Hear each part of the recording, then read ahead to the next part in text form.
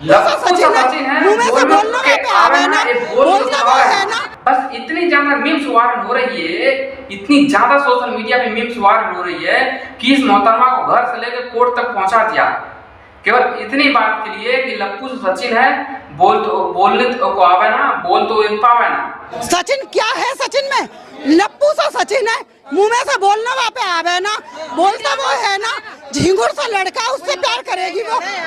बस इतनी सी बात के लिए शायद इनकी ये लोकल भाषा है, अपने गांव जवान को दुबला पतला होता है, उनको ये लप्पू से बोलती है। शायद सचिन के जस्ट गांव की है, कोई डांस करके वायरल हो रहा है तो कोई लप्पू से बोल के वायरल हो जा रहा है, और कोई 3-3 साल से काम कर रहा है वो नहीं वायरल हो रहा सोशल मीडिया पे।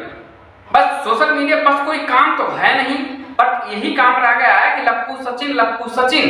बस आजकल जहां देखो तहां यही मीम्स वायरल हो रही है, और रिपोर्टर भी पहुंच कर वहां कोई भी घर के उनके सदस्य मिल जाए, बस माय घुसा कुछ नहीं लगते। उठा ले रे देवा, उठा ले रे बाबा। कौन माने?